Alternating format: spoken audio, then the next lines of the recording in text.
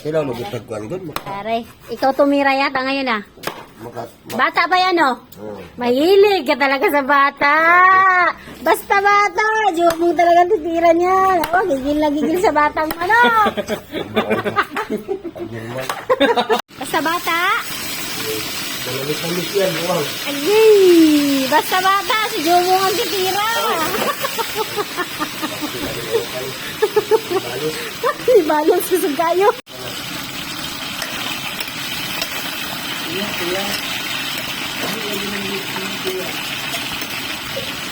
Sinasabi, si Jumong? Ala, si Ricky. Si Ricky yung nasabi nun.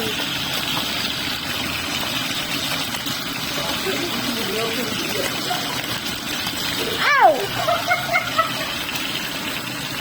Bakit mo ba pinaghahanap si FF ng T? Ng T?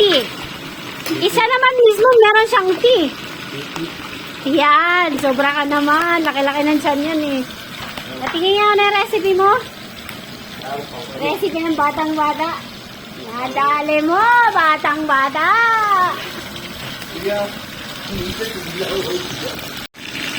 Utangin sa lari mo. Parang ganahan ba? Kaya nga may salary. Yung pala seller, hindi ito yan. Hindi ko lang binabiyaan, no? Pinaanak ang pala nun, eh. Gawin mo si Kuya Kim, eh. Ikaw? Hindi ikaw ba? Sige. Oo. Lagyan ko lang ito konti. Bakit kasi wala dapat kong sibuyas eh. Patay niya, nilagay. Ha? Mamaya na ang tay. Yan mo, yan mo. Ha? Kapaksil. Puro kamatis? Ano? Ayos yan.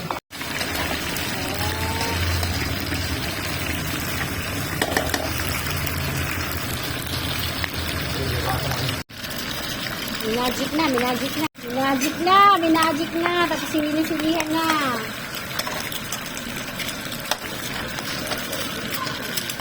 Ay! Sarap. Ow! Sabi kasi, pag nagpiprito ko na ito, kakalskan ka, ibig sabihin, maldita ka. Oo na! Inamin ko na! Si Chef Boy Negro.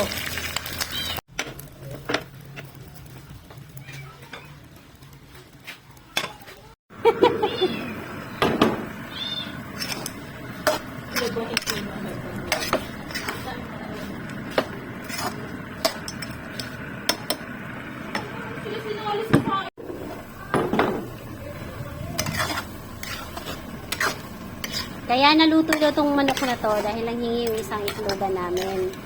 Sabi ko, bukas ako naman ang manghihingi. Para alagang manok ulit ang ulam bukas, di ba? Mindset ba?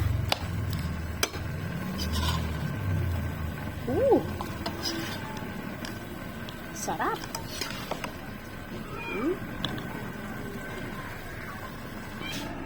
At ito naman ang aming side dish. Sarap. Paksiw na kamatis. O, diba? Yummy! Nasarapin eterno sa pritong isda. Tamang-tama may pritong isda din ako dito. Ay. Lami. Ay, lami. Bastos. Okay. Sabi ko bukas maghihingi ulit ako para ganito ulit ulam bukas. Gamot. Sarap.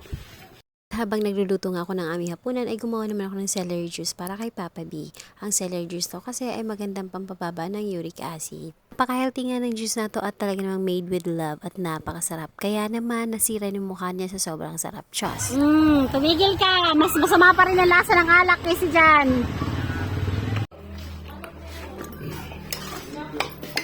Manok ni Jumong, unti-unti nang nauubos. Kung hindi pipilayan ni Angie, kakatayin ni FF. Ay, si Angie talaga nagpili yung puti pala. Hindi talaga. Ibunalan, Angie yun. Nga, Jod. Salamat sa panonood. Kain tayo. Bukas ulit.